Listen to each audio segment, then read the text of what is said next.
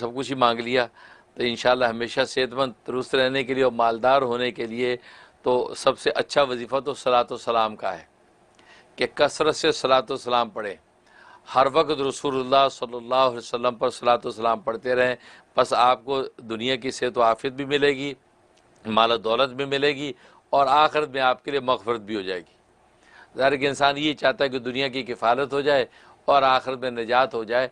और ये सलात व सलाम में जिस सहाबी ने सारे वक्त में अपने फ़राइज़ व वाजिबात के अलावा हर वक्त सलात व सलाम पढ़ने का अहद कर लिया नबी से, तो नबी ने फरमाया कि बस अगर तू ऐसा करेगा तो दुनिया की अल्लाह किफ़ालत फरमाएंगे, दुनिया की हर ज़रूरत तेरी पूरी करेंगे और आखिरत में अल्लाह तबारक व तआला तेरी मग़फ़िरत कर देंगे। और ज़ाहिर है कि इंसान को, ख़ास तौर पर मोमिन सादिक़ को, इन दो के अलावा और चाहिए क्या? ये सारी मेहनतें हमारी इसीलिए तो हैं ताकि दुनिया में हमारी ज़रूरतें पूरी हो जाएं। और ये सबसे बड़ी ज़रूरत जो है वो ज़ाहिर कि इंसान की सेहत है, कि सेहत सबसे पहले, क्योंकि सेहत नहीं है तो फिर कोई नेमत नहीं है। तो इसलिए ज़रूर जो है आप सलात व सलाम का अहतमाम करें। उसके लिए कि एक तो ये है कि आप कम से कम जो है उसकी जो है तादाद मुकर्रर कर लें, 300 मरतबा 300 टाइम जो है दुरूद शरीफ पढ़ने का एहतमाम कर लें। वो सुबह में फजर के बाद या मगरिब के बाद उसका एहतमाम कर लें। उसके अलावा चलते फिरते हर वक्त जो है सल्लल्लाहु अलैहि मुहम्मद व आलिहि वसल्लम, सल्लल्लाहु अलैहि मुहम्मद व आलिहि वसल्लम, सल्लल्लाहु अलैहि मुहम्मद व आलिहि वसल्लम चलते फिरते इसका विर्द रखें। जब भी मौका इसका विर्द रखें।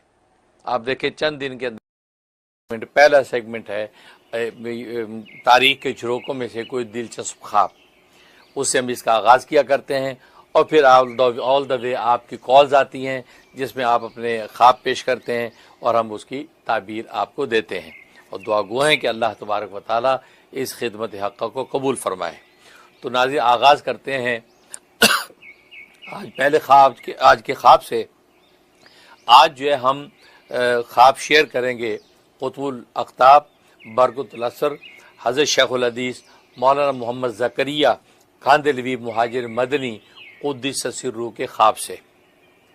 आप जानते हैं कि हज़रत शेखुल हदीस मेरे दादा पीर हैं और आप मुरीदीन और सालकीन के परदादा पीर हैं। बहुत ऊंचा मुकाम अल्लाह तबारक व तआला ने विलायत व मार्फत का भी अता कर रखा था कि वक़्त के कुतुबुल अक़ताब थे और उसके अलावा जो है वो हदीस, इल्म हदीस में बहुत बुलंद मुकाम था।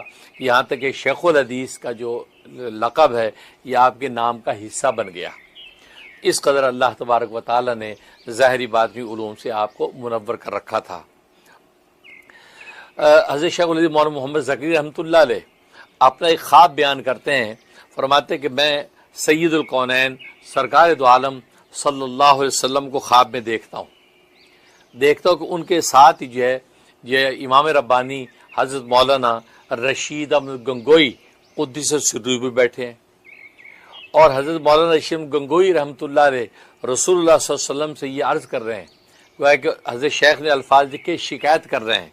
वो शिकायत ये कर रहे हैं कि मौलाना मोहम्मद ज़करिया को या रसूलल्लाह आपकी खिदमत में आने और आपके दीदार और मुलाकात का बहुत इश्तियाक है।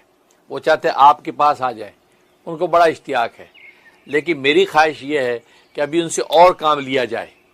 ये हज़रत गंगोई फरमाते हैं।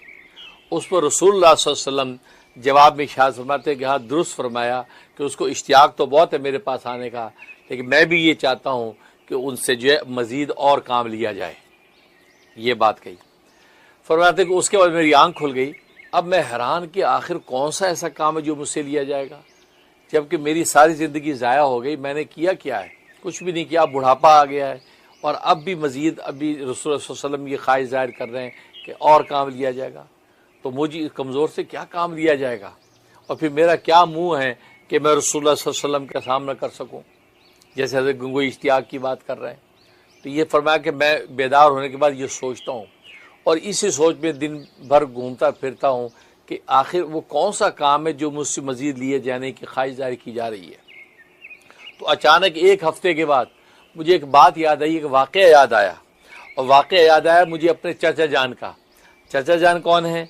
बानी तबलीग हज़रत मौलाना इलियास साहब कांदलवी क़ुद्दस सिर्रुहु, क्योंकि बानी तबलीग मौलाना इलियास जो है वो ये चाचा हैं हज़रत शेखुल हदीस मौलाना मोहम्मद ज़करिया के। क्योंकि हज़रत शेख के जो वालिद मौलाना मोहम्मद याहिया कांदलवी वह मौलाना इलियास साहब रहमतुल्लाह अलैह के बड़े भाई हैं کہا کہ چچا جان کا ایک واقعہ مجھے یاد آیا کہ چچا جان جب مدینہ طیبہ گئے تو وہاں پر آپ نے یہ دعائیں اور خواہش ظاہر کی کہ جو ہے وہ میں مدینہ طیبہ ہی کے اندر اب سکون اختیار کروں گا، میں واپس ہندوستان نہیں جاتا۔ تو نبی کریم صلی اللہ علیہ وسلم کی طرف سے اشارتاً ان کو حکم ہوا کہ نہیں محمد الیاس تم واپس ہندوستان چلے جاؤ، تم سے کام لیا جائے گا، تم سے ابھی دین کام لیا جائے گا، یہ بات کہی۔ تو مولانا الیاس کاندھلوی فرماتے کہ میں دل میں سوچتا ہوں کہ میں بڈھا کمزور، نہ مجھے تقریر آتی ہے نہ تحریر آتی ہے، بولنے کا سلیقہ تک نہیں آتا، تو آخر مجھ سے کون سا کام لیا جانا ہے؟ آنکھ کھل جاتی ہے۔ اب جب بیدار ہو گیا تو پریشان، کہتے چچا جان پریشان، صبح شام سوچ رہے آخر کون سا کام ہے جس کے بارے میں رسول اللہ صلی اللہ علیہ وسلم فرما رہے ہیں کہ تم مدینہ طیبہ میں قیام نہ اختیار کرو، واپس ہندوستان چلے جاؤ، تم سے کام لیا جائے گا۔ اب یہ اسی سوچ بچار میں اور چہرے پر ہر وقت تفکر اور سوچ ہے۔ تو اس دوران میں شیخ الاسلام حضرت مولانا حسین احمد مدنی رحمۃ اللہ علیہ کے بھائی مولانا جو ہے سید احمد صاحب نے آپ کو دیکھا، مولانا الیاس صاحب کے چہرے پہ پریشانی دیکھی، کہا کہ مولوی الیاس کیا بات ہے، کوئی چہرے پہ پریشانی ہے، کسی تفکر میں ہو، خیریت تو ہے؟ تو مولانا الیاس صاحب نے اظہار کیا کہ اصل میں بات یہ سید صاحب، میں نے یوں خواب دیکھا، یوں مجھے اشارہ ہوا کہ تم مدینہ طیبہ میں قیام نہ اختیار کرو، واپس ہندوستان چلے جاؤ، تم سے کام لیا جائے گا۔ اب میں صبح شام پریشان ہوں کہ مجھ بڈھے سے کیا کام لیا جائے گا، مجھے تو تقریر بھی نہیں آتی، میں تو الفاظ بھی صحیح سمجھ میں نہیں آتے کسی کو، میں کیا کام کروں گا، میں اس پر پریشان ہوں۔ تو اس پر جو ہے وہ مولانا سید احمد صاحب نے فرمایا کہ بھئی اس پہ پریشان ہونے کی بات ہی نہیں ہے، اس میں یوں تو نہیں کہا کہ تم جا کے کام کرو تو نہیں کہا کہ تمہیں اپنی صلاحیت دیکھنی ہے، یہ کہا کہ کام لیا جائے گا۔ اب لینے والے کا کام ہے، کس طرح کام لے گا، تو تمہیں پریشان ہونے کی ضرورت نہیں، تو لیا جائے گا کہا گیا کہ اللہ تبارک و تعالی اور اللہ کے حبیب آپ سے کام لیں گے، اب وہ کیسے لیں گے ان کا کام ہے، آپ کو تو استعمال کیا جائے گا، یہ تو نہیں کہا کہ جا کے کرو۔ تو تب پھر آپ سوچتے کہ میں کیسے کروں، کہا کہ مولانا الیاس صاحب رحمۃ اللہ کو اطمینان ہو گیا کہ ہاں بالکل بات تو صحیح ہے کہ واقعی یہ ہے کہ جب لیا جائے گا کہہ دیا، اب ان کا کام ہے، وہ لینے والے کیسے لیتے ہیں، مطمئن ہو گئے۔ تو حضرت شیخ زکریا رحمۃ اللہ علیہ فرماتے ہیں کہ یہ واقعہ ایک ہفتے کے بعد مجھے جب یاد آیا تو میں بھی مطمئن ہو گیا کہ میرے بارے میں جو فرمایا کہ تم جو ہے واپس جو ہے ہندوستان چلے جاؤ، تم سے کام لیا جائے گا، تو مطلب میں نے بھی سوچا کہ اب لینے والے لیں گے، کیا کام لیں گے، اب کام یا لیں گے، اب اس پر میں سوچ رہا ہوں۔ تو مجھے اچانک جو ہے وہ مجھے قلب پر یہ چیز وارد ہوئی کہ ذکر و شغل کا کام، خانقاہی کام، یہ اس کی طرف اشارہ کیا جا رہا ہے، کیونکہ حضرت گنگوئی رحمۃ اللہ علیہ فرمایا کہ ان کی جو خانقاہ یا ان کے ادارے کی خصوصیت تھی کہ وہاں ذکر و شغل کا کام ہوتا تھا، خانقاہی کام ہوتا، اصلاح ارشاد ہوتا تھا، تو یہ ان کی خصوصیت تھی۔ خاص طور پہ جب جو آپ یہ آنکھوں سے معذور ہو گئے تو تعلیم و تعلم ختم ہو گیا، پھر ذکر و شغل ہی رہنے لگا، خانقاہی اصلاح ارشاد ہی رہا۔ تو فرمایا کہ مجھے لگ رہا کہ یہ اس طرف اشارہ ہے کہ اب علم حدیث کا، علوم ظاہریہ کا کام بہت ہو چکا، اب یہ خانقاہی کام لینے کی اشارہ کیا جا رہا ہے کہ مجھے ذکر و شغل کی طرف جو ہے وہ متوجہ کیا جا رہا ہے، غالباً اس کام کا اشارہ ہے۔ جب یہ بات میرے دل میں آئی تو مجھے سمجھ میں آ گیا کہ اسی کام کا حکم ہے کہ یہ کام میرا لیا جائے گا۔ تو لہٰذا ہندوستان آنے کے بعد پھر میں نے جو ہے وہ خانقاہی کام کے لیے انگلینڈ کا سفر کیا، افریقہ کا سفر کیا، ہندوستان میں پاکستان کا سفر کیا، جگہ جگہ محفل ذکر، مجالس ذکر میں نے منعقد کی، اور واقعی آج تک جو ہے ہندو پاک کے اندر جو ہے بلکہ افریقہ انگلینڈ تک میں جو مجالس ذکر ہوتی ہیں وہ ساری کی حضرت شیخ ذکر رحمۃ اللہ علیہ کی جو وہ مجالس ذکر جو اپنے دور میں شروع کی تھی انہی کا تسلسل ہے، انہی کا تسلسل ہے۔ میں بھی یہاں نیو یارک کے اندر جو مجلس ذکر جو کرتا ہوں یہ اسی ذکر کا تسلسل ہے جو حضرت شیخ کہ جو خلیفہ مجاز، میرے پیر و مرشد، میرے والد نسبتی، حسن الاولیاء، امام الاتقیاء حضرت مولانا محمد یوسف لدھیانوی قدس سرو، جو وہ ذکر و اذکار کرایا کرتے تھے، محفل ذکر کرتے تھے، وہی محفل ذکر میں کراچی میں، اس کے بعد یہاں امریکہ میں آ کر اسی محفل ذکر کو لے کے چل رہا ہوں۔ تو گویا کہ وہ محفل ذکر جو حضرت شیخ ذکر رحمۃ اللہ علیہ نے جامعۃ العلوم الاسلامیہ علامہ بنوری ٹاؤن کراچی پاکستان کے اندر شروع کی تھی، اسی کا تسلسل ہے کہ یہاں نیو یارک کے اندر جو ہے آج میں وہ محفل ذکر کروا رہا ہوں. تو حضرت شیخ فرماتے ہیں کہ وہ ذکر و شغل والی بات جب میرے دل پہ القاء ہوئی تو میں سمجھ گیا کہ یہ کام ہے جو رسول اللہ صلی اللہ علیہ وسلم مجھ سے لینا چاہتے ہیں. اس کے بعد جو ہے رسول اللہ کی آغوش میں جانے کی مجھے اجازت ہوگی. چنانچہ دنیا بھر میں جہاں بھی موقع ملا حضرت شیخ نے مجالس ذکر شروع کرا دی اور خانقاہیں قائم ہوئیں اور آج تک وہ خانقاہوں کا تسلسل چلا آ رہا ہے. اور پھر آخر عمر میں آپ جو مدینہ طیبہ تشریف لے آئے اور پھر وہاں رسول اللہ صلی اللہ علیہ وسلم ہی کے پاس رہ گئے, مطلب وہیں آپ کا وصال ہو گیا اور جنت البقیع کے اندر ابھی بھی آپ آرام فرما رہے ہیں. یہ وہ خواب تھا اور یہ خواب کی وہ تعبیر تھی کہ جس انداز سے جو اللہ تبارک و تعالی اس کو پورا کیا.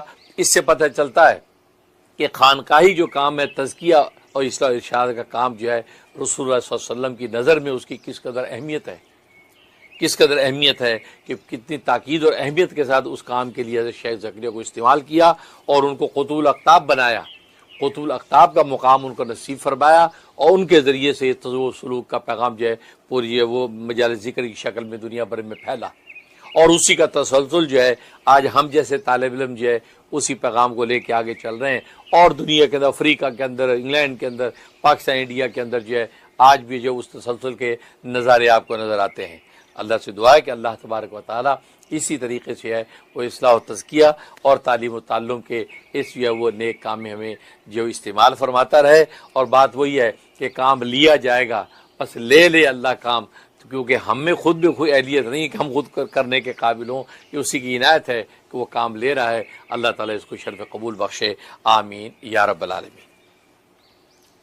تو ناظرین کالز کا سلسلہ شروع کرتے ہیں, دیکھتے ہیں کہ کون پہلے خوش نصیب ہے. جی السلام علیکم حضرت جی, میں مسرت فاطمہ ہوں ٹورانٹو کینیڈا سے. میں آپ کی امیر بات کر رہی ہوں. میں نے آپ کو میسج بھی کیا تھا, میں نے نا بزنس شروع کیا ہے اور اس میں ماشاءاللہ کوشش کی ہے کہ میں آپ کے لیے بھی حصہ رحم ٹی وی کے لیے پرسنٹیج رکھا ہے, وہ میں نے آپ کو میسج میں بتایا تھا. میں اس میں کیا تھا لیکن کافی شروع ہوا تھا. حزب البحر کا بھی میں نے زکوٰۃ ادا کر رہی ہوں, پڑھ رہی ہوں, لیکن ابھی کچھ دنوں پہلے کیونکہ پریشانی تھی, کام بنتا نہیں ہے, کوئی بزنس ہوتا ہے, کوئی مطلب کلائنٹس آتے ہیں پھر وہ بنتا ہی نہیں کام, تو اس لیے میں نے ابھی شروع کیا تھا حزب البحر کا جو آپ نے پہلا حصہ بتایا یا علیو یا عظیموں والا جو اس میں تھا وہ میں نے شروع کیا. تو جیسے ہی شروع کیا میں نے تو پھر میں تھوڑا لیٹ گئی فجر کے بعد, کیونکہ فجر کے بعد مطلب ایسا پڑا تھا جیسے تہجد کے بعد. تو پھر میں نے خواب میں دیکھا کہ ہمارے گھر کا دروازہ جو ہے وہ اپارٹمنٹ میں ہم رہتے ہیں تو چوپٹ کھلا ہوا ہے, تو میں جو ہے پھر اس کو بند کرنے کی کوشش کرتی ہوں تو جو اس کا لاک ہے وہ کھلا ہوا ہے اور وہ بند نہیں ہو رہا. میں کوشش کرتی ہوں لیکن وہ دروازہ بند نہیں ہوتا, دروازہ پورا کھلا ہوا ہے.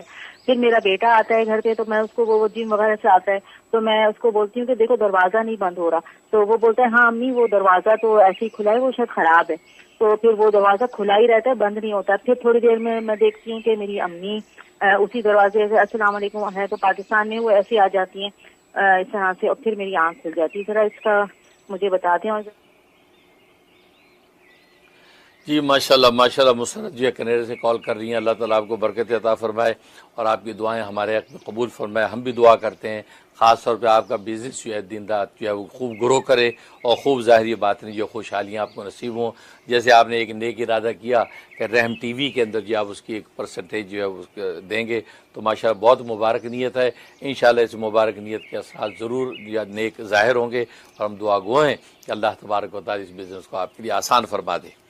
اور باقی خواب بہت اچھا ہے. اس کا مطلب ابھی وقتی طور پہ کوئی رکاوٹ اور بندش ہے اس کاروبار کے حوالے سے, آپ کے کام کاج کے حوالے سے, انشاءاللہ قریب وہ بندش اور رکاوٹ دور ہونے والی ہے. جیسے وہ بندش رکاوٹ دور ہو جائے گی تو آپ کو انشاءاللہ فتوحات کے دروازے کھل جائیں گے.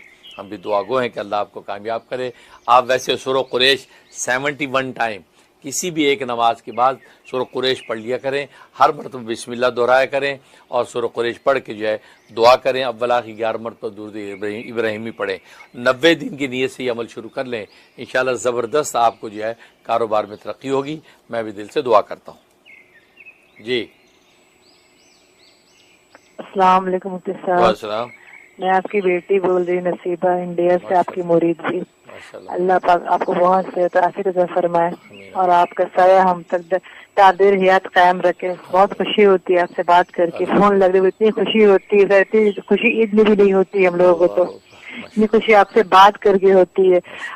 دعا ہے کہ اللہ پاک زندگی میں آپ سے وہ ملاقات ضرور کروا دے ہماری. بالکل سر آپ سے ایک بات یہ کہنا تھا کہ میرا رزلٹ آنے والا تھا کسی کے لیے BPSC کا ایگزام انڈیا میں ہوا تھا، تو میرا اس میں الحمدللہ ہو گیا آپ کی دعا سے.